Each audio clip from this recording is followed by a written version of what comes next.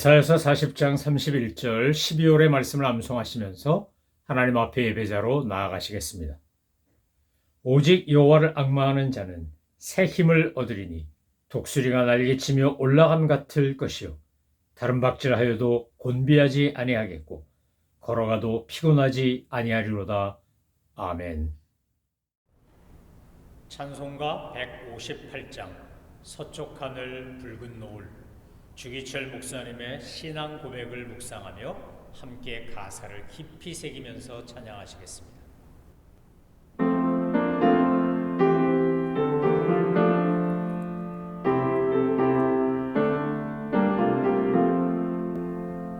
서쪽 하늘 붉은 노을 언덕 위에 비치노라. 연약하신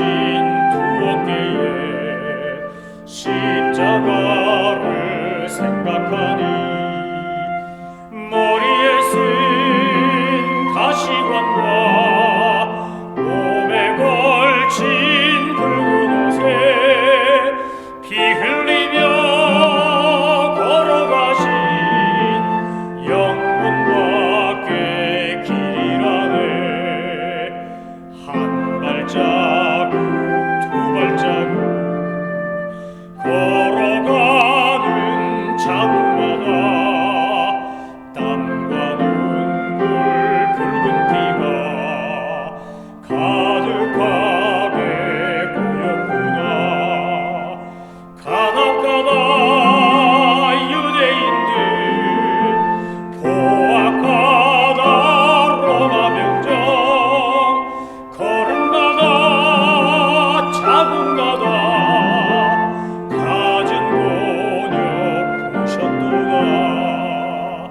눈물 없이 못 가는 길, 피 없이는 못 가는 길, 영문 밖에 좁은 길이 골고다의 길이라네.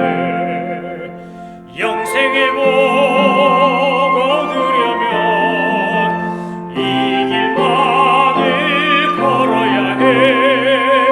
배고파도 올라가고 죽더라도 올라가세.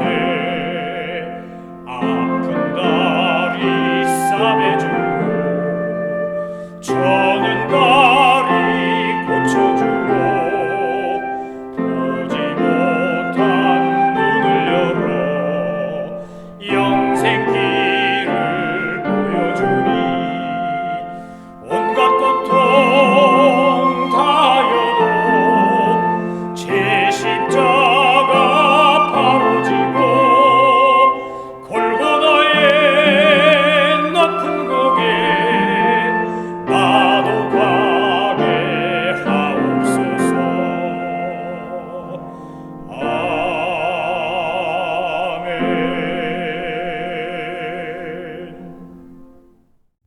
하나님께서 오늘 우리에게 주신 말씀은 이사야서 45장입니다. 이사야서 45장은 우리에게 아주 중요한 영적 교훈과 진리를 가르쳐주고 있습니다. 그것은 바로 하나님의 주권적 선택에 관한 말씀입니다. 오늘 45장에 보면 하나님께서 고레스라고 하는 페르시아의 왕 키루스 세칸이라고 하는 키루스 2세라고 하는 분을 사용하여 바벨론의 포로로 끌려가 있는 이스라엘 백성들이 가나안 땅으로 갈 수 있도록 그가 도구가 되어 사용되었다는 것을 예언하고 있는 겁니다. 이사야는 시공을 뛰어넘어 100여 년 뒤에 있을 일을 예언하면서 하나님의 주권적 선택과 사용에 대하여 우리에게 가르치고 있는 겁니다. 우리는 살면서 자꾸만 사탄이 파놓은 함정에 빠져서 끊임없이 옆 사람이나 다른 것과 비교하며 자기 비하, 자기 모멸 또는 자기 혐오에 빠질 때가 종종 있습니다. 나는 왜 이래? 왜 난 이 모양이야? 왜 이것밖에 안 돼? 이런 탄식 속에 불만과 불평 속에 사탄이 파놓은 함정에 교묘한 함정에 빠진다는 겁니다. 여러분 신앙생활을 하고 주님 안에서 나를 이해하고 세상을 이해한다는 것의 시작은 뭡니까?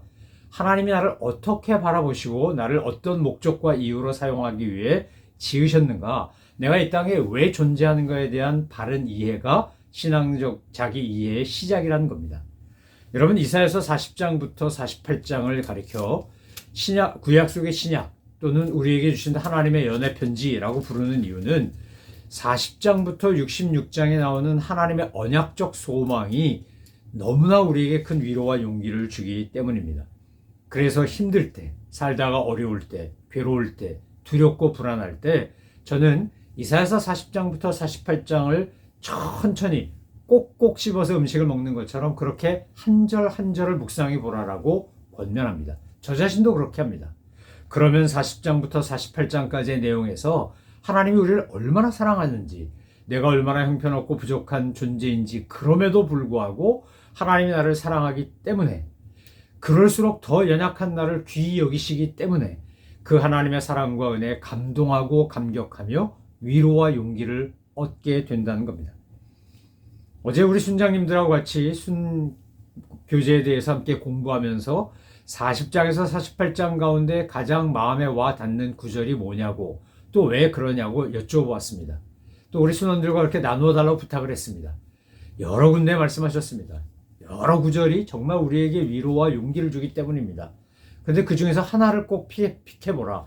많지만 그 중에서 하나만 골라보세요 라고 했을 때 많은 분들이 하나님이 나를 사랑하는 그 내용, 나를 지으신 목적과 이유에 대한 말씀을 선택하셨습니다. 그리고 고백했습니다. 저도 여러분도 아마 40장부터 48장 사이를 읽다 보면 빨간 줄 글 수 있는 것이 너무 많을 겁니다. 밑줄 칠 만한 말씀이 얼마나 많습니까? 그런데 45장에서 하나님은 우리에게 아주 중요한 두 가지 사실을 이 45장을 통해 이사야가 예언하면서 우리에게 가르치는 겁니다. 첫 번째는 아까도 말씀드린 것처럼 하나님의 주권적 선택입니다. 우리는 사탄이 우리를 속이는 자로서 우리를 속이는 것에 자꾸 걸려 넘어갈 때가 있습니다. 그건 뭐냐 하면 나를 다른 사람과 어떤 환경과 조건과 사회적 지위와 재산 유무와 학벌과 외모와 이런 걸로 자기를 평가하는 겁니다. 여러분, 성경을 읽어보면 하나님의 주권적 선택과 사용되는 도구의 역할이 얼마나 다양하고 얼마나 다양한 사람이 그렇게 사용되는가를 성경은 아주 구체적으로 우리에게 보여줍니다. 구약 성경에서 보면 대표적으로 모세 같은 인물 우리 잘 알지 않습니까? 바로가 유대인이 낳은 남자애 다 죽여라 그래서 할 수 없이 애를 숨겨 키우다가 더 이상 숨겨 키울 수가 없을 때 그 어머니 요게벳이 갈대 상자를 엮어서 갈대를 잘라다가 말려서 역청 발라서 그 속에 갈대 상자 속에 모세를 떠내려 보내야 하니까 돌덩어리까지 넣어가지고 비슷한 몸무게 테스트하고 별거 다 했을 거 아닙니까? 그러고 나서 이제 그 어머니 요게벳이 모세를 나일강에 떠나 보냅니다. 요게벳의 노래로 알려져 있는 유명한 고백처럼 정말 그렇게 기도하고 그렇게 주님 앞에 간구했을 겁니다. 너의 삶의 참주인, 너의 삶의 인도자 주신 하나님께 내가 너를 맡긴다. 나일강가에는 악어도 살고 있고 별 아기를 해칠 수 있는 얼마나 많은 것들이 있습니까? 그런데 하나님이 그때 바로의 딸이 나일강에 목욕하러 갔다가 그 우는 아기, 갈대상자 속에 있는 아기를 발견하고 물에서 건져 올려 모세라고 부르지 않습니까? 그리고는 40년 동안 왕궁에서 왕자로서의 엘리트 교육을 받습니다. 정말 최고의 교육을 받습니다. 그런데 그가 자기의 애국심 또 자기의 열정 하나만 가지고 선택한 건 결국 살인자가 되는 것이었습니다. 의도와 그 동기는 좋았지만 방법에서 틀린 겁니다. 그리고 그는 도망가서 40년 동안 광야에서 somebody가 nobody가 됩니다. 나는 아무것도 아닌 스스로 정말 나는 아무것도 아니다. I'm nothing 이라고 하는 그런 단계에 이르렀을 때 주님이 불붙은 떨기나무 가운데 그를 부르십니다. 그리고 그를 통해서 이스라엘 백성들이 출애굽하도록, 그래서 약속의 땅을 가도록, 가나안 땅으로 가도록 민족의 지도자로 그를 사용하십니다. 우린 자꾸만 이렇게 모세나 또는 고레스처럼 일국의 황제, 왕, 제국의 통치자 이런 것만 대단하고 이런 것만 하나님이 귀하게 쓰신다고 생각합니다. 그렇지 않습니다. 하나님께서 모세를 쓰실 때도 광야에 있는 모세를 쓰셨습니다. 요셉을 쓰실 때도 감옥에 있는 요셉을 쓰셨습니다. 다윗을 쓰실 때도 광야에서 도망다니는 도망자 다윗을 쓰신 겁니다. 골리앗 때려 눕힐 때도 이름 없는 목동에 불과한 글을 쓰셨습니다. 전 성경을 읽다가 정말 감동을 받고 위로를 받고 용기를 얻는 건 나만 장군의 집에 끌려갔던 한 어린 소녀 계집종이 하나님의 마음으로 자기를 바라보고 이웃을 바라보며 했던 그 배려와 사랑의 권고를 볼 때마다 얼마나 위로를 받는지 모릅니다. 여러분, 계집종의 입장에서, 한 어린 소녀의 입장에서 생각해 보십시오. 그 소녀는요, 지금 아람 군대가 쳐들어와서 자기 아버지, 어머니, 가족들 다 헤어지고 자기는 끌려가서 나아만 장군의 몸종 된 겁니다. 그 장군의 부인의 몸종. 이제 가만 보니까 나아만 장군이라는 사람이 문둥병 걸렸어요. 그걸 보고 그래 우리 와서 쳐들어와서 괴롭히고 못살게 그러는데 쌤통이다. 그냥 문둥병 걸려서 확 고생하다 죽어라. 이런 악한 마음 가지고 얘기했습니까? 아닙니다. 성경에 보면 비록 자기는 끌려와서 계집종으로 몸종으로 살고 있지만 그가 하나님의 마음으로 나아만을 바라보고 그 가족을 바라볼 때 뭐라 그럽니까? 내 고향에 가면 하나님의 선지자가 있다. 하나님의 종이 있다. 엘리사가 있다. 그에게 가면 나아만 장군이 병을 나을 수 있다라고 이야기합니다. 여러분, 미움을 넘어서서 긍휼과 자비와 하나님의 사랑으로 하나님의 햇셋으로 사람을 볼 줄 알 때 그 한 계집 여종의 한 어린 소녀의 충고와 권면으로 인해 나아만은 정말 요단강에서 몸을 7번 씻고 병이 낫고 하나님을 만나는 놀라운 구원의 역사를 일으키지 않습니까? 여러분, 고레스를 통해서 왜 하나님이 이스라엘 백성들을 구원하셨을까? 왜 그 바벨론 포로에 끌려가 있는 사람들 중에 해방자를 세우지 않고 또는 모세처럼 도망갔으나 같은 민족 중에서 세우지 않고 고레스를 통해서 세우셨을까? 라는 질문을 해보면 우리가 도달하게 되는 것이 바로 하나님의 주권적 선택이라는 겁니다. 그래서 45장에 토기장이 이야기도 나오고 아버지 이야기도 나옵니다. 토기장이가 토기 지을 때 자기 마음대로 짓는 겁니다. 그런데 여러분, 큰 항아리를 만들든 뚝배기를 만들든 다 그게 알맞는 용도가 있지 않습니까? 우리 입맛에 뚝배기보다 장맛이 되지만 장맛 좋아지려면 그거 바깥에 있는 항아리에 잘 숙성돼야 되고 또 그 뚝배기에 올려놓고 잘 보글보글 끓여가지고 또는 담아가지고 해야 그래야 맛이 나는 겁니다. 근데 여러분 생각해 보세요. 밖에 있는 항아리가 집안에 있는 뚝배기한테 이렇게 얘기하는 거예요. 너는 좋겠다. 너는 맨날 따뜻한 집안에 있고 나는 추운 바깥에 있고 나는 어떤 때는 땅 밑에 들어가서 꽝꽝 얼기도 하고 너는 늘 집안에 있잖아. 그리고 그 부엌에서 딱 이렇게 개수대에서 씻겨가지고 위에 있잖아. 너는 좋겠다. 이렇게 이야기한다면 이게 맞는 걸까요? 아닙니다. 하나님께서 사용하시는 방법은 사람마다 환경마다 조건마다 참 다양합니다. 그리고 그 자기의 역할을 제대로 감당해낼 때 하나님의 영광이 드러나는 것이고 우리에게 주신 사명을 완수하는 겁니다. 여러분, 우리나라의 이 장이라든지 김치라든지 이런 것들이 그 톡이 유약을 바르지 않고 숨을 쉴 수 있는 그릇 속에 담겨져 있기 때문에 또 김장김치 옛날엔 땅 밑에다 이렇게 땅 파고 항아리에다 담아 놓았기 때문에 그래서 얼었다 녹았다 하면서 숨을 쉬면서 그렇게 해서 김치가 맛깔나는 발효식품이 되는 거 아니겠습니까? 제가 여러 번 말씀드렸지만 배추의 일생이라는 게 정말 어찌 보면요 참 죽고 죽는 겁니다. 밭에서 뽑혀 죽고 소금물에 절여 죽고 양념에 쌓여 죽고 밖에 나가서는 누름돌에 눌려 죽고 이러다가 죽고 죽었더니 어떻게 된 거예요? 나는 왜 맨날 죽어야 돼? 이겁니까? 아니요. 그랬더니 정말 몸에도 좋고 맛도 있는 김장김치가 되는 거 아닙니까? 항아리 입장에서 보자면 뭐 독하고 센 것들만 안고 이제 겨울 내내 바깥에 있어야 되는데 그렇기 때문에 우리에게 아주 유용한 식품을 제공하는 겁니다. 동치미도 그렇고 장도 그렇고 여러분, 하나님이 우리를 사용하실 때 그가 고레스냐 모세냐 계집종이냐는 중요하지 않습니다. 중요한 것은 내가 그런 하나님의 주권적 선택을 믿고 하나님이 나에게 주신 기회를 어떻게 응답하고 순종하느냐 하는 겁니다. 요즘 한국이 대통령의 비상계엄 선포 이후에 매우 혼란스럽습니다. 저 같은 세대만 해도 저희는 젊은 시절에 소위 민주화를 위해서 투쟁한다 그러고 대학생 때 학생 때 데모하고 학생운동할 때만 해도 굉장히 폭력적인 방법을 사용했습니다. 경찰도 또 데모한 학생들도 피차 폭력적이었습니다.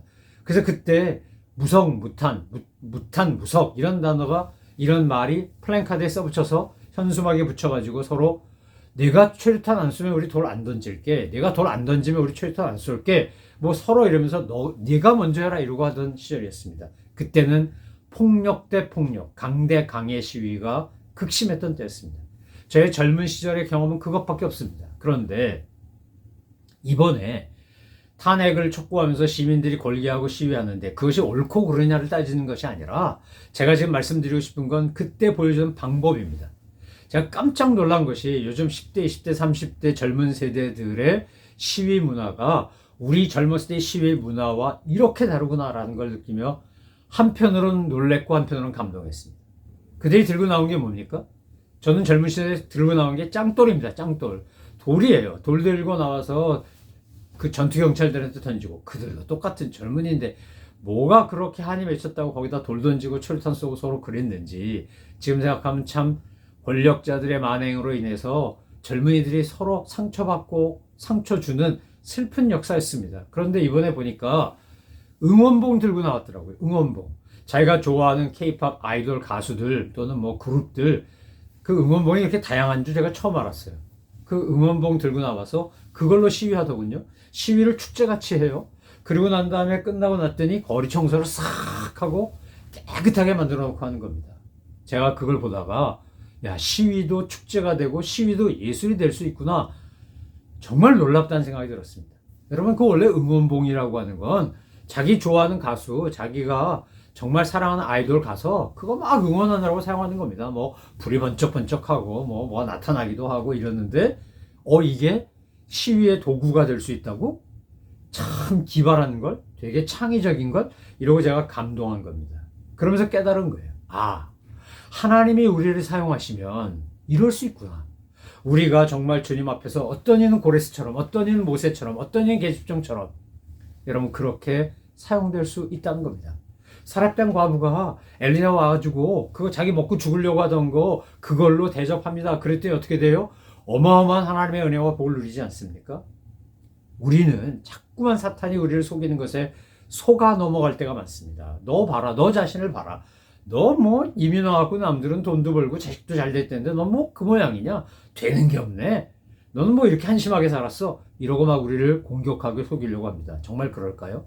사도 바울이 고백한 게 뭡니까?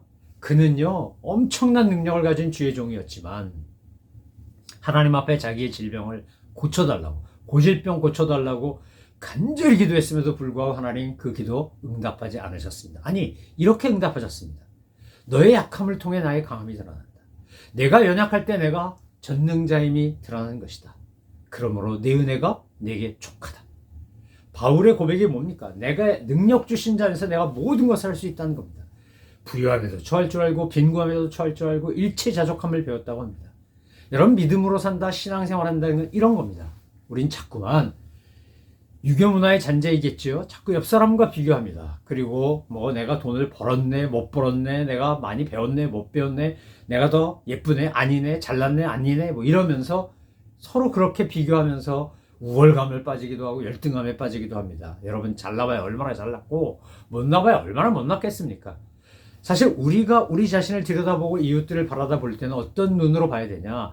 하나님이 나를 이렇게 말씀하십니다. 지렁이 같은 너야, 야곱아. 내가 너를 지명하여 불렀다. 내가 너는 내 것이다. 내가 너를 도와준다. 불 가운데 지나도 물 가운데 지나도 내가 너와 함께 할 것이다. 내가 너를 지었는데 내가 나의 이름을 찬양하고 내게 영광을 돌려드리기 위해 내가 너를 지었어. 주님 그렇게 말씀하시는 겁니다. 여러분, 자연은요 정말 자연스럽게 하나님의 이름을 찬양합니다. 하나님의 영광을 드러냅니다. 봄에 피는 꽃, 여름에 피는 꽃, 뭐 가을에 맺는 열매부터 시작해서 아주 보잘것없는 들꽃 하나에 이르기까지 하나님께서 지으신 목적대로 그들은 자기의 사명을 잘 완수하며 감당하며 하나님의 영광을 드러냅니다. 그런데 유독 우리는 하나님께서 인간들에게 주신 특별한 능력과 은혜가 있는데도 불구하고 자꾸만 사탄의 속임수에 걸려 넘어가서 좌절하고 낙심하고 불안하고 염려하고 그러면서 살아갈 때가 얼마나 많습니까? 여러분, 우리가 정말 감동받고 감격할 때가 언제입니까? 저 사람 불평하고 원망하고 탄식하고 낙심하고 불안해하고 두려워해도 충분해. 그럴 수밖에 없어. 저 상황에선 누구든지 그럴 거야. 그런데 그 속에서 주 안에 있는 나에게 딴 것이 있으랴 그러고 십자가 밑에 나가 내 짐을 벗었다 그러며 저 높은 곳에 향하여 나아가는 믿음의 사람들을 볼 때 우리가 얼마나 위로와 용기를 얻습니까?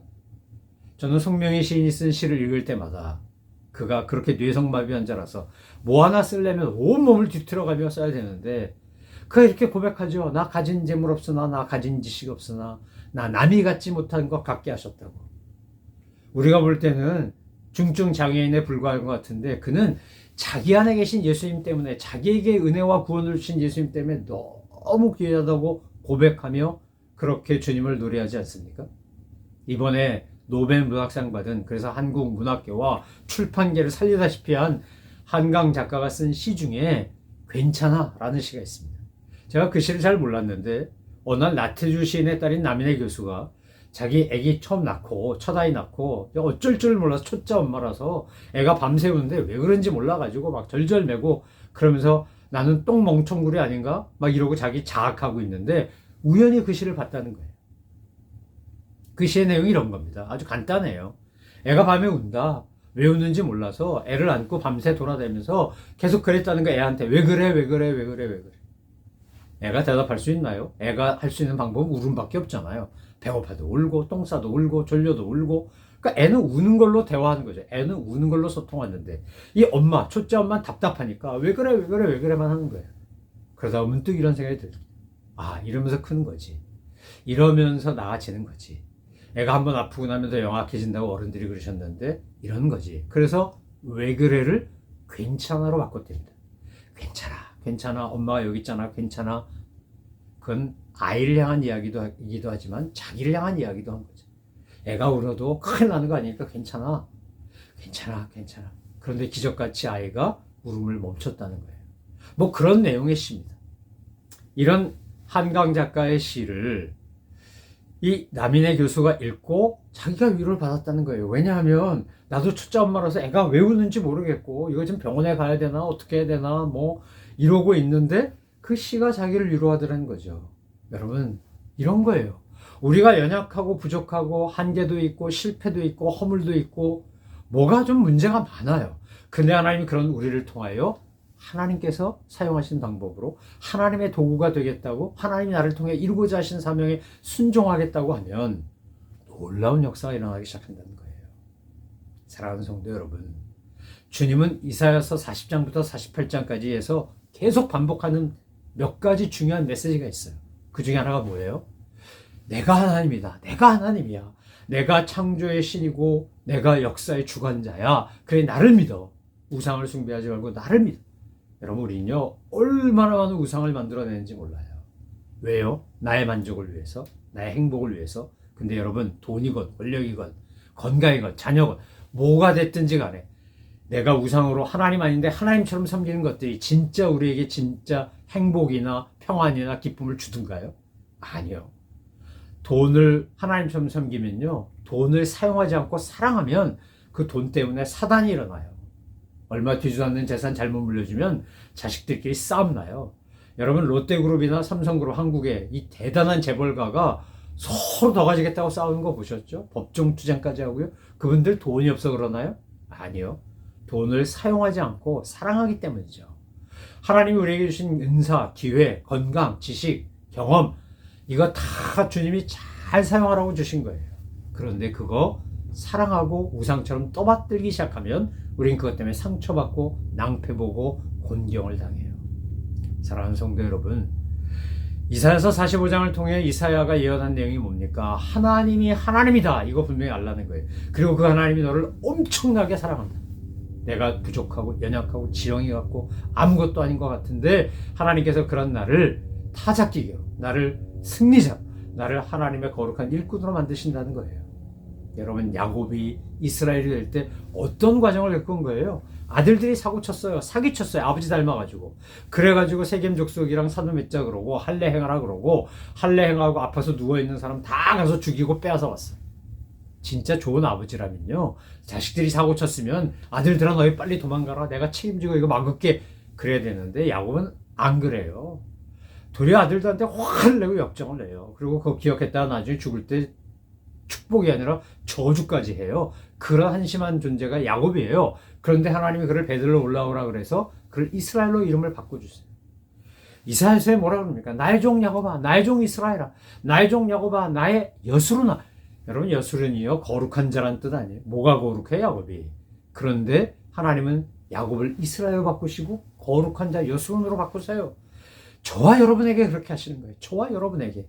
우리가 정말 보잘것없고 돌아보면 허물 많고 정말 부끄러운 게 많은 우리를 하나님은요, 이스라엘로 여순으로 바꾸시고 내가 너를 지킨다. 내가 너를 보호한다. 내가 너를 지었다. 내가 너를 만들었다. 내가 너를 포기하지 않는다. 이사야서 40장부터 48장까지 읽어 나가다 보면 정말 가슴이 먹먹하고 목이 메이고 눈물이 나요.